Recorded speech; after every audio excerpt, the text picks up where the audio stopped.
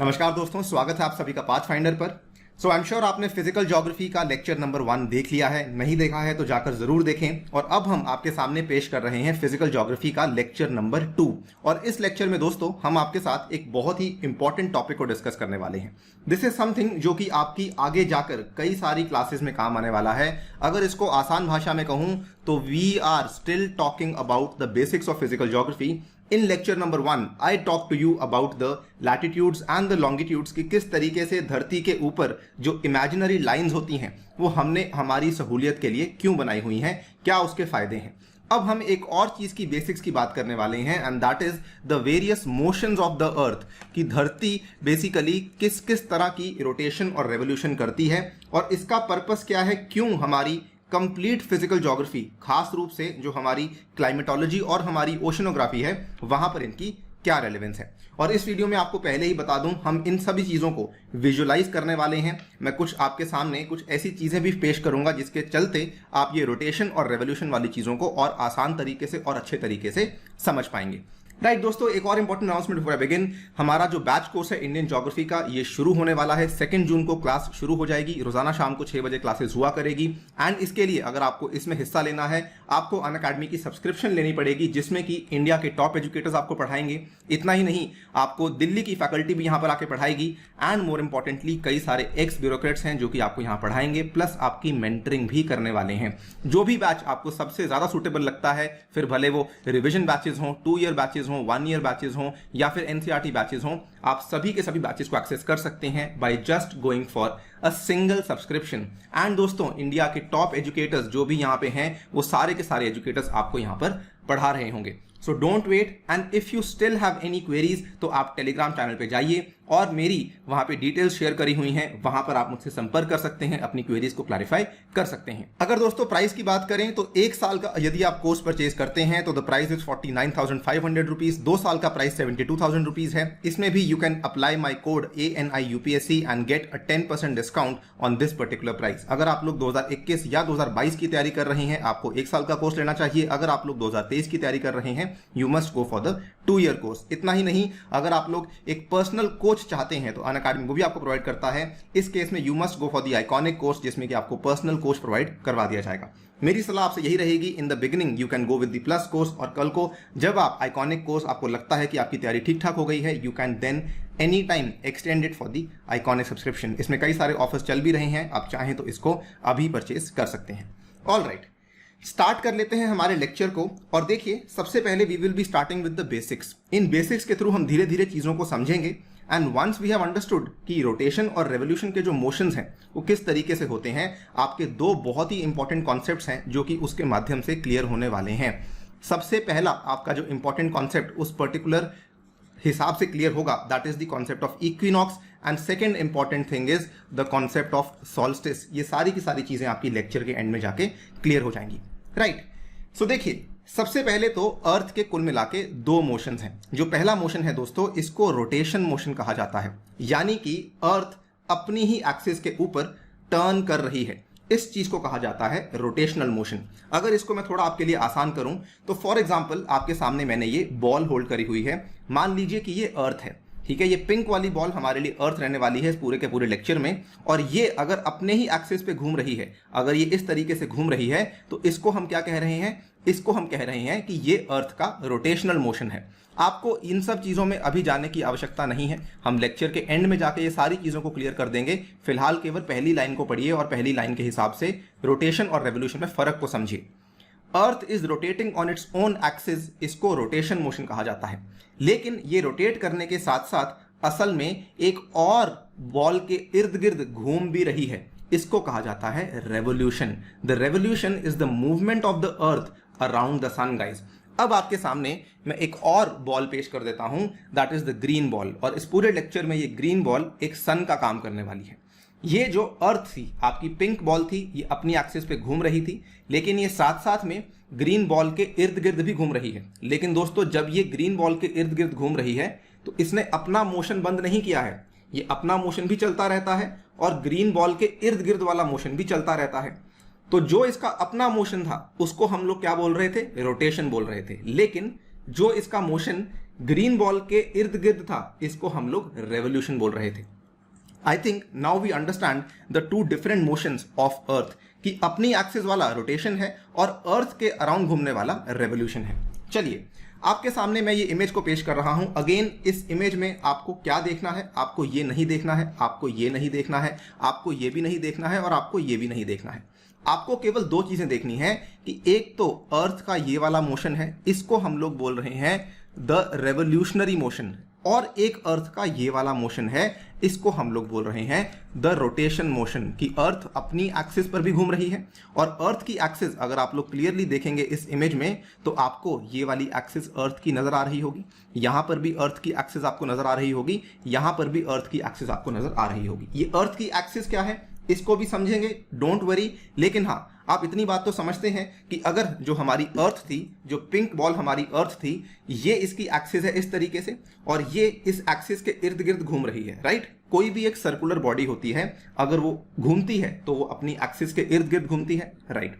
इतनी बात हम समझ चुके हैं। इस इमेज में हमें केवल इतनी ही बात समझनी थी, और हमें यह भी समझना था कि ये जो रेवोल्यूशन हो रही है ये असल में किसके अराउंड हो रही है, ये सन के अराउंड हो रही है, जो कि हमारे सोलर सिस्टम का ही हिस्सा है।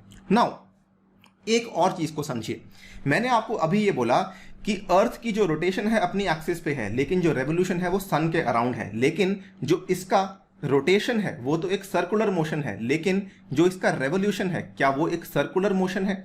तो देखिए दोस्तों, जो रेवोल्यूशन हो रहा है वो असल में एक एलिप्टिकल ऑर्बिट में हो रहा है। याद कीजिए, आपने शायद अपने 10th में या फिर अपने 11th या 12th में पढ़ा होगा कोनिक सेक्शन के बारे में, जहां पर आपने पढ़ा होगा कि एक होता है सर्कुलर ऑर्बिट और एक होता है एलिप्टिकल ऑर्बिट। दोनों में काफी फर्क होता है। सर्कुलर ऑर्बिट मान लीजिए ये आपका एक सेंट्रल चीज है, ये आपका एक सेंट्रल चीज है, अगर तो ये इस तरीके से उसके इर्द गिर्द घूम रहा है तो इसको सर्कुलर ऑर्बिट कहा जाता है। लेकिन मान लीजिए ये इस तरीके से उसके इर्द गिर्द घूमता है तो इसको एलिप्टिकल ऑर्बिट कहा जाता है, जिसमें कि रेडियस दो होते हैं। ये एक आपका रेडियस है और ये आपका दूसरा रेडियस है। इसको इनफैक्ट हम लोग R1 बोलते हैं और इसको हम लोग R2 बोलते हैं। उसी तरीके से यहां पर देखिए, सन आपका सेंटर में है और ये आपका अर्थ है। अगेन अर्थ की एक्सिस हमने हर इमेज में दिखाई हुई है, आपको ये सब नहीं देखना है। 21 मार्च 21 जून ये सारी चीजें आपको एंड में जाके समझा दी जाएंगी। फिलहाल केवल इतना देखिए कि सन आपका सेंटर में है और यहां पर आपकी जो अर्थ है ये घूम रही है। यहां पर अर्थ का जो रेडियस है वो यहां पर थोड़ा कम है, लेकिन यहां पर अर्थ का रेडियस सन से थोड़ा सा बढ़ चुका है। इस पूरे के पूरे ऑर्बिट का रेडियस बढ़ चुका है। ऐसे ऑर्बिट्स को कहा जाता है elliptical orbit, which are not entirely circular, जहां पर हर एक टाइम पे आपका जो रेडियस है वो थोड़ा थोड़ा चेंज होता जा रहा है। Is this point clear? We have only established two important facts till now, कि अर्थ रोटेट करती है, रिवॉल्व करती है एंड रिवॉल्व करती है एक एलिप्टिकल ऑर्बिट में। अब हम रोटेशन को थोड़ा सा डेप्थ में समझ लेते हैं। हमने आपको बताया कि अर्थ अपनी एक्सिस पे रोटेट करती है, and it is a well known fact कि अर्थ असल में वेस्ट टू ईस्ट रोटेट करती है, ये हम सभी जानते हैं। और आपको यह भी मालूम होगा कि अर्थ की एक पूरी रोटेशन होने में 24 आवर्स लग जाते हैं, और इसीलिए तो आपका जो दिन और रात का आपको फर्क देखने को मिलता है ये अर्थ की रोटेशन की वजह से ही देखने को मिलता है, ये भी आप जानते हैं, राइट। अगर हम इसको और प्रिसाइजली बात करेंगे, असल में 24 आवर्स का टाइम नहीं लगता है, असल में 23 आवर्स 56 मिनट्स और 4 सेकंड का टाइम लगता है। और इसको ज्योग्राफी वाले जो वैज्ञानिक हैं उन्होंने टेक्निकल टर्म भी दे रखी है, which is sometimes called as the sidereal period. तो इसको याद रखना दोस्तों, it is also called as the sidereal period. इस टर्म का इस्तेमाल मैं करूंगा जब मैं आपको टाइड्स की बात समझाऊंगा, जब हम बात करेंगे टाइड्स क्यों आते हैं, मून के संदर्भ में हम बात करेंगे। फिलहाल आप केवल याद रखिए कि this term is also called as the sidereal period. और ये जो इनका पीरियड ऑफ रोटेशन है, पीरियड ऑफ रोटेशन है 23 आवर्स 56 मिनट्स एंड 4 सेकेंड्स है। अर्थ घूमती रहती है पूरा रोटेशन। जैसे मान लीजिए ये एक पॉइंट था, मान लीजिए ये एक पॉइंट था जहां पर इस पेन की निब आपको दिख रही है और यहां पे मैंने इसको मार्क कर दिया है। अब इस पॉइंट पे वापस आने के लिए इस पूरा सर्कल को घूमने में कितना टाइम लगेगा? पूरे 24 आवर्स लग जाते हैं। अब याद कीजिए, मैंने आपको पिछले लेक्चर में समझाया भी था कि अर्थ के ऊपर कई सारे लॉन्गिट्यूड्स बने हुए हैं, लॉन्गिट्यूड्स बने हुए हैं जिनको हम लोग क्या बोलते हैं, जिनको हम लोग मेरिडियंस बोलते हैं। याद है आपको ये बात? और हमने आपको ये भी बताया था कि हर लॉन्गिट्यूड के बीच में हर एक घंटे का मतलब कि हर लॉन्गिट्यूड का जो डिफरेंस है वो 15 डिग्री का आने वाला है। एवरी 1 आवर का मतलब कि 15 डिग्री का आपका लॉन्गिट्यूड चेंज होने वाला है।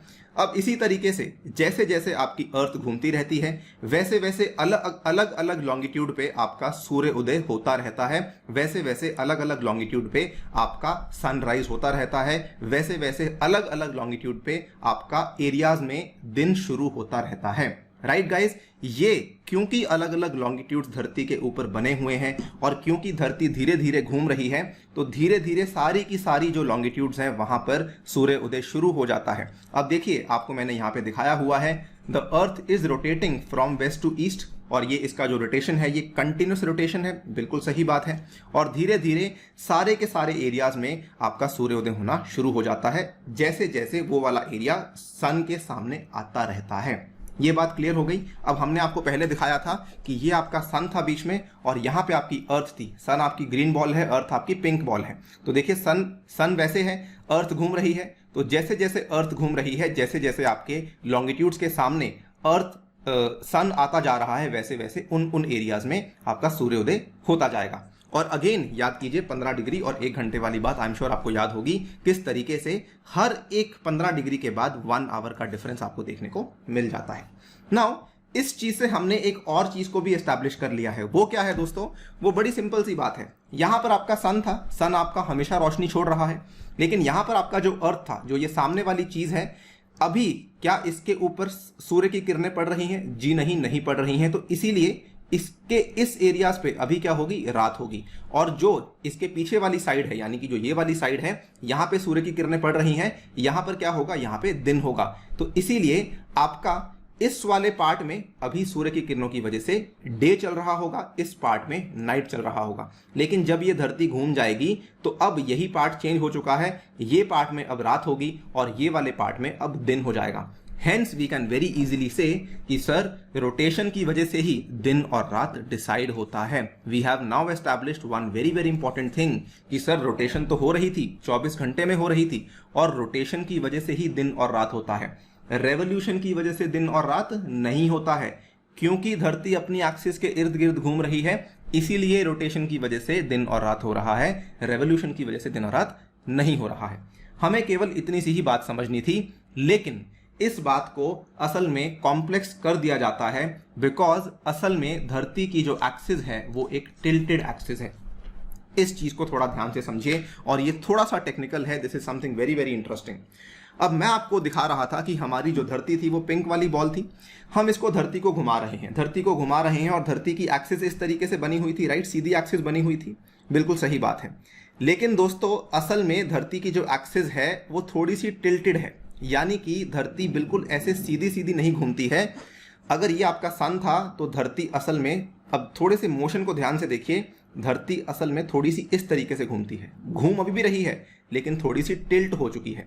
यानी कि धरती के सामने वाली जो एक्सिस है, धरती के सामने ये आपका सन था, यहां पर इसके सामने वाली जो एक्सिस थी ये असल में ये सीधी एक्सिस है, और धरती की जो उसको हाफ में काटने वाली एक्सिस है वो ये वाली एक्सिस है, राइट। धरती को हाफ में काटने वाली आपकी एक्सिस ये वाली एक्सिस है, जो कि इस पर्टिकुलर सीधी लाइन के साथ आपका एंगल बना रही है 23.5 डिग्री का। अब याद कीजिए पिछले लेक्चर में मैंने आपको बताया था ट्रॉपिक ऑफ कैंसर के बारे में, we had talked about tropic of Capricorn. मैंने आपको बताया था कि ये सारे के सारे 23.5 डिग्री पे ही मार्क किए जाते हैं। तो 23.5 डिग्री पर ही क्यों मार्क करे गए हैं? उसका रीजन यही है क्योंकि धरती असल में एक टिल्टेड एक्सिस के ऊपर घूम रही है, इसीलिए ये वाले जो ट्रॉपिक ऑफ कैंसर और ट्रॉपिक ऑफ कैप्रिकॉर्न 23.5 डिग्री के ऊपर ही मार्क करे जाते हैं। क्या ये बात आपको क्लियर हो गई है? This is something very very important guys. अगर आपको ये टिल्टेड एक्सिस वाली बात समझ आ जाती है तभी जाकर हम रेवोल्यूशन वाले कई सारे कॉन्सेप्ट्स को समझ पाएंगे। सो हियर वी अगेन देख लीजिए, ये आपकी धरती को हाफ में नहीं काट रहा, ये आपकी धरती को हाफ में काट रहा है। ये वाली लाइन आपकी धरती को हाफ में काट रही है। Once again this line is cutting the earth into half. लेकिन जो आपकी ये वाली लाइन है, असल में ये वाली लाइन है जो कि सूर्य के सामने बिल्कुल सीधी आ रही है। इसको हम क्या बोल रहे हैं? We are calling it the normal, and earth's rotational axis makes an angle of 23.5 degree with the normal. Clear है ये बात। अब थोड़ा हम आगे बढ़ जाते हैं। अगर अभी भी आपको टिल्ट समझ नहीं आया है, बिल्कुल चिंता करने वाली बात नहीं है, क्योंकि अब आपको टिल्ट डेफिनेटली समझ आ जाएगा कि एग्जैक्टली टिल्ट होता क्या है। हमने एक मोशन डिस्कस कर लिया है, now we are going to discuss the second motion, that is the revolutionary motion. Again वही दो बॉल्स को देख लेते हैं। इसमें हमारा जो पिंक बॉल थी वो धरती थी, जो ग्रीन बॉल थी वो आपका सन था, राइट। अब ये धरती आपकी घूम रही है अपनी एक्सिस के ऊपर, लेकिन साथ साथ में सन के भी इर्द गिर्द घूम रही है। ये पूरा रेवोल्यूशन करने में इस पॉइंट से इस पॉइंट तक वापस आने में धरती को लग जाते हैं दोस्तों 365 1/4 डे, ठीक है। 365 दिन पूरे, और जो अगला दिन होता है उसका 1/4 दिन लग जाता है। और ये जो 1/4 दिन है, इसी के पीछे पूरा का पूरा राज छुपा हुआ है लीप ईयर का। इसको आप जाके देख सकते हैं। This is not very very important from UPSC point of view, ये केवल आपकी जीके के लिए मैंने यहाँ पे फैक्ट ऐड कर दिया है। लेकिन हाँ, इस चीज को आप लोग नहीं भूल सकते हैं कि रेवोल्यूशन असल में 365 दिन लगते हैं in order to revolve around the sun. This is something which is very very important, please do not forget this. अब देखिए, इसी चीजों के आधार पर आपके सारे के सारे कॉन्सेप्ट्स जो कि सॉल्स्टिस के या फिर इक्विनॉक्स के डिसाइड होते हैं। Very very important. Now look at this image very carefully. अब मैं आपको कुछ काफी इंटरेस्टिंग चीजें समझाने वाला हूं। सबसे पहले मैं यहां पर इस फोटो में मार्क करने वाला हूं धरती के हिस्सों को। आप देख रहे हैं जो भी धरती का ये वाला हिस्सा है, यहाँ पे सन की किरणें पड़ रही हैं, बिल्कुल पड़ रही हैं। यहाँ पर सन की किरणें पड़ रही हैं, बिल्कुल पड़ रही हैं। यहाँ पर सन की किरणें पड़ रही हैं और यहाँ पर भी सन की किरणें पड़ रही हैं, ठीक है। अब मैं धरती के हिस्सों को मार्क करने वाला हूं। Please listen to me very very carefully. अगर हम धरती के इस वाले पार्ट को, जो कि यहाँ पे अंधेरे में नजर आ रहा है, can I call it 1? I am calling it 1। इस वाले पार्ट को आई एम कॉलिंग इट 2, ठीक है। और ये मैंने क्या किया, ये आपकी धरती थी, मैंने धरती के इस पार्ट को 1 बोल दिया। सॉरी, आपकी धरती पिंक बॉल में थी, ये आपकी धरती थी, मैंने इस पार्ट को 1 बोल दिया है, इस पार्ट को मैंने 2 बोल दिया है, कोई बात नहीं। अब मैं धरती के सामने वाले पार्ट को भी लेबल करने वाला हूं। सामने वाले पार्ट को मैं लेबल कर रहा हूं, मान लीजिए नंबर 3। और एक धरती का पीछे वाला पार्ट भी तो है जिसको मैंने लेबल नहीं किया है, चलिए उसको हम लोग लेबल कर देते हैं नंबर 4। ये बात क्लियर हो गई है। अब जब धरती यहां पर घूम रही है, इस पूरे के पूरे सर्कल में इस तरीके से घूम रही है, तो धरती के जो हमने पार्ट्स लेबल कर दिए हैं वो नहीं बदले हैं। अब यहां पर जो नंबर 1 था, ये वाला नंबर 1 आपका अब यहां पर आ चुका है, और यहां पर जो नंबर 2 था, ये वाला नंबर 2 आपका यहां पर आ चुका है। जो नंबर 3 सामने था वो अभी भी नंबर 3 सामने है, और जो नंबर 4 पीछे की साइड था वो अभी भी नंबर 4 पीछे की साइड में है। बिल्कुल सही बात है सर। अब हमने क्या देखा, अब देखिए, इनको एक बार छोड़ दीजिए और इसको भी एक बार छोड़ दीजिए। हम किस पे डिस्कस करने वाले हैं? We are going to talk about the June solstice and the December solstice. ध्यान से देखिए कि जब आपका सॉल्स्टिस चल रहा है जून वाला, तो आपका ये वाला पूरा का पूरा हिस्सा, इसके ऊपर सूर्य की किरणें पड़ रही हैं, बिल्कुल पड़ रही हैं। अगर इसके ऊपर सूर्य की किरणें पड़ रही हैं तो हमने यहां पे क्या लिखा, the northern hemisphere is tilted towards the sun. The northern hemisphere is tilted towards the sun, बिल्कुल सही बात है। The rays of the sun fall directly on the tropic of cancer. चलिए इस चीज को क्लियर कर लेते हैं कि ये हमने ऐसा क्यों कहा। अब देखिए, यहां पर मैंने आपको पहले ही बोल दिया है कि धरती सीधी होने की बजाय थोड़ी टिल्टेड है। अगर धरती टिल्टेड है तो जो इसका इक्वेटर था वो भी इसके साथ टिल्ट हो जाएगा। बिल्कुल सही बात है सर, इक्वेटर भी इसके साथ टिल्ट हो जाएगा, राइट। और इसका जो ट्रॉपिक ऑफ कैंसर है वो भी इस तरीके से टिल्ट हो जाएगा, और जो ट्रॉपिक ऑफ कैप्रिकॉन है वो भी इस तरीके से टिल्ट हो जाएगा। नाउ कायदे से धरती का सेंटर ये होना चाहिए। क्यों? क्योंकि ये इक्वेटर है। लेकिन अगर आप देखेंगे, टिल्ट के होने की वजह से इस हाफ की बात कर रहा हूं, इस हाफ में धरती का सेंटर ये बन जाएगा। क्या आप इस बात से एग्री करते हैं? फिर से सुन लीजिए, कायदे से धरती का सेंटर जो है वो आपका ये वाला होना चाहिए, क्योंकि ये इक्वेटर वाली लाइन है। लेकिन अगर मैं इस हाफ की बात करूं तो इस हाफ में धरती का सेंटर ये वाला है। बिल्कुल सही बात है। अब यहां पर सूर्य की किरणें सबसे ज्यादा सीधी कहां पड़ रही हैं? ट्रॉपिक ऑफ कैंसर के ऊपर पड़ रही हैं सर, इक्वेटर के ऊपर सीधी नहीं पड़ रही हैं। I can say this, tropic of Cancer के ऊपर सीधी किरणें पड़ रही हैं। बिल्कुल सही बात है। ये आपकी क्या थी? ये हम सभी जानते हैं, ये धरती की नॉर्थ पोल है, और ये वाला पॉइंट धरती का साउथ पोल है। अब देख लीजिए, ट्रॉपिक ऑफ कैंसर के ऊपर किरणें सीधी पड़ रही हैं, इस पार्ट के ऊपर किरणें सीधी पड़ रही हैं। आपका ये वाला स्टेटमेंट जस्टिफाई हो गया। The northern hemisphere is tilted towards the sun, the rays of the sun fall directly on the tropic of Cancer. और इसीलिए, क्योंकि धरती के ऊपर सूर्य की किरणें पड़ रही हैं, the longest day and the shortest night at these places occurs on 21st of June। ये एक पर्टिकुलर दिन होता है जिसमें से ये वाला टाइम एक पूरा ग्रेजुअल टाइम है, ऐसा नहीं कि केवल 21 जून को ही ये सिर्फ ऐसा होता है। हाँ, 21 जून को ट्रॉपिक ऑफ कैंसर एकदम सामने आ जाता है, एकदम सामने आ जाता है। इस दिन को कहा जाता है 21 जून, और जोग्राफर्स ने इसको टेक्निकली क्या बोल दिया है, समर सॉल्स्टिस इसको बोल दिया है। This is also called as the summer solstice. अब जब यहां पर समर सॉल्स्टिस होगी तो इसका मतलब जो ये पूरा का पूरा आपका एरिया है, यहां पर क्या होगी, यहां पर आपकी समर्स चल रही होंगी, गर्मियां चल रही होंगी। लेकिन उसी टाइम पे फ्रेंड्स आपका इस तरफ क्या चल रहा होगा, इस तरफ उस टाइम पर विंटर चल रही होगी। और हमने इस पॉइंट को क्या मार्क किया था, हमने इस पॉइंट को मार्क किया था नंबर 1 और इस पॉइंट को नंबर 2 मार्क किया था। यानी कि 21 जून को नंबर 1 वाले पूरे के पूरे आधे हिस्से में आपकी सर्दियां होंगी, नंबर 2 वाले आधे हिस्से में आपकी गर्मियां होंगी।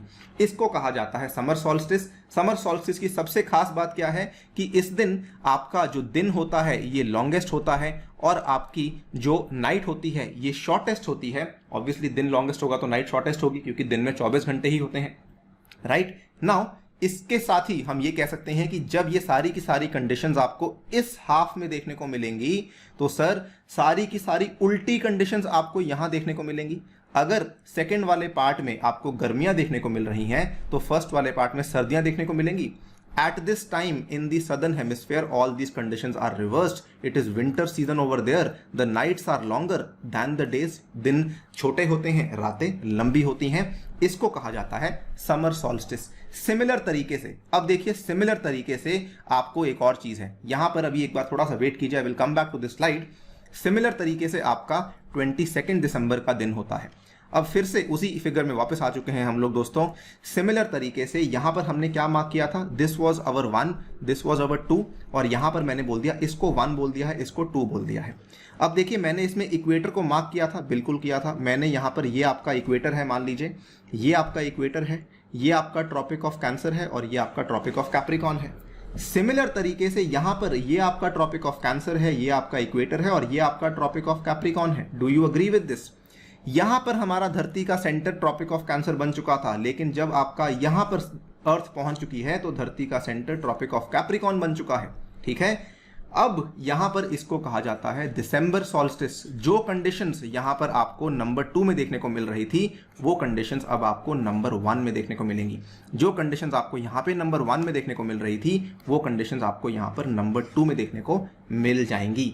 क्या ये बातें आपको क्लियर हो रही हैं?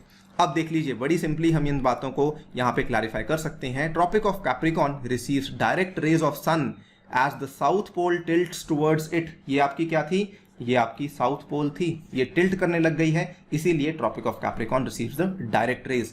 It is summer in the southern hemisphere with longer days and shorter nights. अगर आप लोग आज इंडिया में हैं, किसी इंसान को फोन करके देखिए जो कि ऑस्ट्रेलिया में होगा, अगर आपका कोई दोस्त है तो उसको पूछिए ऑस्ट्रेलिया में दोस्त गर्मी है या सर्दी है, तो अभी क्योंकि इस हेमिस्फीयर में, नॉर्दर्न हेमिस्फीयर में आपको देखने को मिल रही है सर्दी गर्मी, तो वहां पर आपको सर्दी देखने को मिलेगी। अब इसीलिए the reverse happens in the northern hemisphere. इस पर्टिकुलर पोजीशन को कहा जाता है विंटर सॉल्स्टिस। डेट्स याद करनी वेरी वेरी इंपॉर्टेंट। 22 दिसंबर आपका विंटर सॉल्स्टिस है एंड आपका 21 June is called as the summer solstice. क्या ये बातें आपको क्लियर हो गई हैं? थोड़ा मुश्किल है आई नो, बट वीडियो को पॉज कर करके भी आप देख सकते हैं, चीजें आपको समझ आ जाएंगी। डोंट वरी, चीजें एक बार समझ आ जाने लग जाए, once you have that visualisation, आपको ज्योग्राफी पढ़ने में और भी मजा आने लग जाता है, ठीक है। अब हम ये सारी बातें समझ चुके हैं विंटर सॉल्स्टिस और समर सॉल्स्टिस के बारे में। मैं आपको एक इंटरेस्टिंग फैक्ट बताता हूं।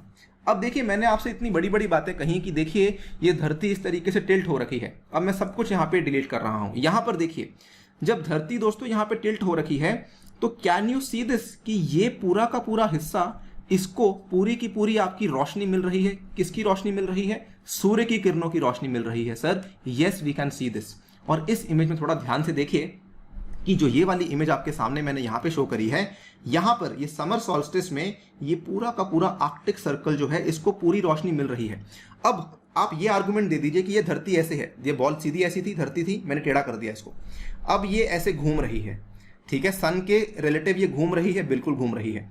लेकिन जो इसका ये वाला पार्ट है, ठीक है, अब जैसे मान लीजिए यहां पर इंडिया था, मान लीजिए इस पॉइंट पे इंडिया था, अब ये घूमते घूमते इंडिया एक बार पीछे आ जाएगा तो इंडिया में रात हो जाएगी और आगे शायद किसी और कंट्री में यहाँ पर दिन हो जाएगा। ठीक है सर, लेकिन जो ये ऊपर वाला पार्ट था ये तो हमेशा इसको तो दिन नजर आता रहेगा, इसको तो दिन नजर आता रहेगा। इसीलिए जैसे जैसे आप लैटिट्यूड में ऊपर जाते रहेंगे, इंडिया का लैटिट्यूड कहाँ पर आता है, इंडिया का लैटिट्यूड समवेयर यहाँ कहीं आता है, 23 डिग्री 30 डिग्री के आसपास इंडिया का लैटिट्यूड आता है, इतना तो हम जानते ही हैं। लेकिन जैसे जैसे आप इसमें ऊपर जाते रहेंगे वैसे वैसे आपकी जो प्लेसेस हैं वहां पर दोस्तों सूर्य अस्त होता ही नहीं है। Places beyond the Arctic circle experience continuous day light for about 6 months। अब देखिए आपके सामने उदाहरण है, मुंबई में आज के दिन 30 मई को मुंबई में जो सूर्य अस्त होने वाला है वो 7:12 PM पे होने वाला है। अगर हम थोड़ा सा ऊपर जाएंगे यूरोपियन देश नीदरलैंड्स में, अगर आप एम्स्टर्डम में सूर्य अस्त देखेंगे तो वो दोस्तों 9:51 में होने वाला है, यानी कि वहां पर रात के 9:45 बजे तक आपको सूर्य की किरणें नजर आती रहती हैं, जो आपका यहाँ पर भारत में 7 बजे खत्म हो जाती हैं। थोड़ा सा और ऊपर जाइए, थोड़ा सा और ऊपर जाएंगे, नॉर्वे में आपको 10, 20, 20 पे जाके सूर्यास्त होगा। इतना ही नहीं, और ऊपर जाना चाहते हैं, रशिया में एक बहुत ही ज्यादा नॉर्दर्न एक जगह बनी हुई है जिसका नाम है मुर्मांस्क। इसमें रात को 12:30 बजे सूर्य अस्त होता है। ठीक है, तो वहां के लोग अपनी प्लानिंग उस हिसाब से करते हैं। समझ आई आपको बात? जैसे भारत में हम प्लानिंग करते हैं कि सूर्यास्त के बाद मैं वॉक करने जाऊंगा या फिर मैं रनिंग करने जाऊंगा, तो वहां पर इस तरीके से प्लानिंग्स होती हैं, क्योंकि सूर्य अस्त 10:20 पे हो रहा है, 9:51 पे हो रहा है। I hope you can able to visualise this through this particular figure कि आर्कटिक सर्कल का जो पार्ट था वो हमेशा ही आपका उसको सूर्य की किरणें मिलती रहती हैं। वैसे इस बात पे मैं आपके साथ एक और इंटरेस्टिंग फैक्ट शेयर करना चाहता हूं। क्या आपने बचपन में कभी आपने अपने स्कूल में ग्लोब को देखा होगा? मैं आपको दिखाता हूं, जो ग्लोब होता है वो भी दोस्तों हमेशा टिल्टेड ही होता है। क्यों ग्लोब टिल्टेड ही होता है? ग्लोब बनाने वाला इसको सीधा भी तो बना सकता था, लेकिन हमेशा ग्लोब बनाने वाले इसको टिल्टेड ही बनाते हैं। वो टिल्ट इसीलिए बनाया जाता है क्योंकि 23.5 डिग्री वाला टिल्ट हमें देखने को मिलता है with respect to the sun. Now we have understood the very important concepts of solstice, June solstice and December solstice, या फिर इसको और आसान भाषा में कहें तो summer solstice and the winter solstice. इन दोनों चीजों को हम यहाँ पे समझ चुके हैं। चलिए अब बात कर लेते हैं इक्विनॉक्स की। इक्विनॉक्स का कॉन्सेप्ट भी काफी सिंपल है, आपके सामने है। इस चीज को फिर से हटा देते हैं, यहाँ पे समझ लेते हैं इक्विनॉक्स कैसे होता है। देख लीजिए इक्विनॉक्स के केस में क्या है, ये आपका हम बात कर रहे थे कि धरती की जो पोजीशंस हैं वो इस तरीके से थी। हमने इसको 1 कहा था, इसको 2 कहा था, इसको 1 कहा था, इसको 2 कहा था, लेकिन हमने 3 और 4 किसको कहा था? हमने इस आगे वाले पार्ट को 3 कहा था, टॉप वाले पार्ट को 3 कहा था, और बैक फ्रंट वाले पार्ट को 3 कहा था, बैक वाले पार्ट को 4 कहा था। अब जब आपकी धरती घूम रही है, ध्यान से देखिए, इन्हीं पार्ट्स को धरती जब घूम रही है तो जो ये वाला आपका पार्ट था, ठीक है, ये वाला आपका पार्ट था, अब ये वाले पार्ट में आपका क्या होगा कि 3 वाला जो पार्ट है वो यहां पर आ गया है, और जो 4 वाला पार्ट है वो पीछे चला गया है। जो 1 था वो साइड में है और जो 2 था वो साइड में है, जो कि इस इमेज में आपको नजर नहीं आ रहे हैं, सिमिलरली यहां पर क्या होगा कि 4 वाला पार्ट आपका जो है वो चला गया है पीछे और 3 वाला पार्ट आपका आ गया है सामने। Once again I will repeat, इस वाली पोजीशन में आपका 4 वाले पार्ट के ऊपर सूर्य की किरणें पड़ रही हैं, इस वाली पोजीशन में पार्ट नंबर 3 के ऊपर सूर्य की किरणें पड़ रही हैं। जब ये कंडीशन सामने आती है तो मैक्सिमम सूर्य की किरणें पड़ती हैं धरती के इक्वेटर के ऊपर। ठीक है, यहां पर मैक्सिमम सूर्य की किरणें कहां पड़ रही थी? ट्रॉपिक ऑफ कैंसर के ऊपर। Do we agree? Yes sir. यहां पर मैक्सिमम किरणें कहां पड़ रही थी? ट्रॉपिक ऑफ कैप्रिकॉन के ऊपर। लेकिन इस केस में और इस केस में, दोनों ही केसेस में जो मैक्सिमम किरणें पड़ रही हैं वो इक्वेटर के ऊपर पड़ रही हैं। इन दोनों कंडीशंस को कहा जाता है इक्विनॉक्स। और जब इक्वेटर के ऊपर मैक्सिमम सूर्य की किरणें पड़ती हैं, उस दिन धरती पे, पूरी धरती पे दिन और रात का जो समय होता है वो बराबर होता है। 12 घंटे का दिन होता है, 12 घंटे की रात होती है। And this happens only on 2 days, that is 21 March and that is your 23 सितंबर। ठीक है, 21 मार्च और 23 सितंबर। अब आपको 4 डेट्स याद करनी है, चारों की चारों डेट्स बहुत ही इंपॉर्टेंट है। इसको आप चाहें तो सीजन्स के हिसाब से भी याद कर सकते हैं कि 23 सितंबर में नॉर्दर्न हेमिस्फेयर में ऑटम होता है, भारत में सितंबर और अक्टूबर में ऑटम होता है, और सदर्न हेमिस्फेयर में उस टाइम पे स्प्रिंग होता है। सिमिलरली 21 मार्च को, मार्च और अप्रैल में भारत में आपका ऑटम स्प्रिंग होता है और सदर्न हेमिस्फेयर में उस टाइम पे ऑटम होता है। This is what is called as the equinox. I hope अब आपको सारी की सारी कहानी समझ आ चुकी होगी, किस तरीके से ये 4 पोजीशंस आपको समझनी है जो कि सन के इर्द गिर्द बनती हैं धरती की।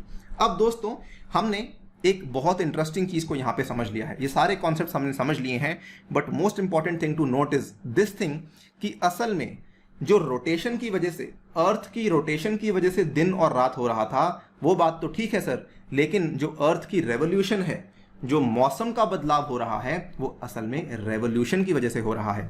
Hence we can very very clearly see that yes sir, the changes in the seasons are because of the revolution and the tilt of the earth.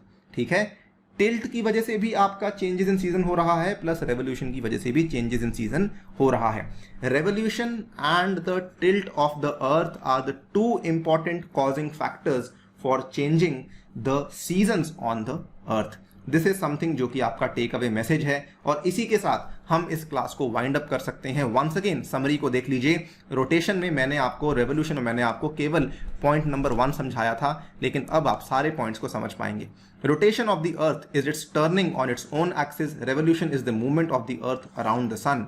Earth takes 24 hours to complete a rotation. हम सभी जानते हैं, और precisely भी जानते हैं। किसी को शो ऑफ करना पड़ा तो भाई नहीं, 23 घंटे 56 मिनट 4 सेकंड लगते हैं, राइट। और यहां पर the earth takes a full year for 1 complete revolution around the sun.